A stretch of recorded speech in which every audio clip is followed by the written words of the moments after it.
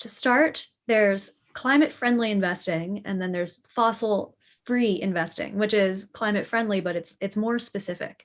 So our first product we launched, the Sphere 500 Fossil Free Index, is not even paying attention to carbon footprint, scope 1, 2, or 3. It's not even part of our equation.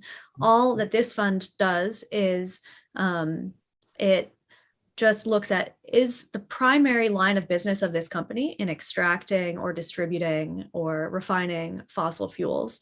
And if so, we're not going to invest in it. There are a few bonuses of having this approach, especially for something like retirement investing or longer term investing. One is that it's a well-diversified approach. So we're not excluding too many companies from our universe.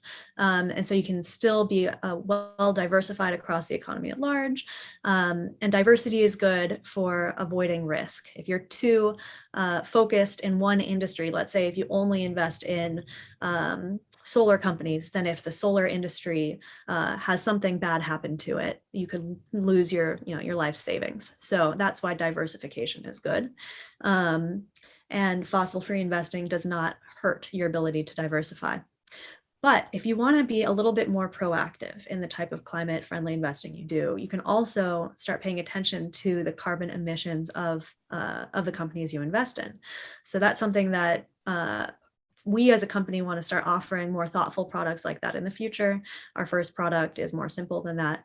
But the way that funds that do those more thoughtful types of products do it, and they're thoughtful, but they also tend to be more expensive as well. So the other benefit of just doing fossil fuel exclusion is we can have a really affordable rate similar to S&P 500 index funds. But when it comes to looking at carbon emissions, it gets complicated, as you said, because there's what's called scope 1, scope 2, and scope 3 emissions. Now, scope 1 is the actual emissions of the buildings where these companies operate, the vehicles that they might own, etc. Scope 2 is the emissions of the power plants that are bringing power to the buildings that they operate, etc. And scope 3 is the emissions of any suppliers that supply goods that go into the products of the company, as well as of any end users who are using those products. So, wait, end users meaning the consumer? Yes, the consumer, not all of their carbon emissions, but the emissions that they emit in using the product. So for a company like Google, the scope 1 makes a lot of, it's pretty obvious, right? You have data centers, those have certain amounts of emissions. Some of the emissions come from scope 2, which is the power plants that they don't own, but that are burning fuels to provide power to their power plants.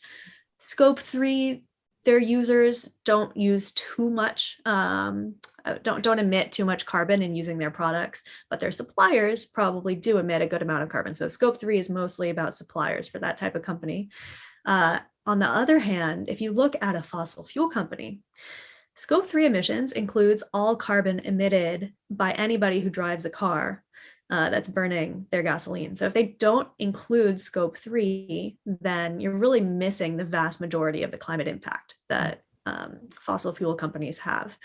And in the past, they have conveniently excluded scope 3 emissions when reporting on their carbon impacts because there have been no standard rules about how to report on carbon emissions.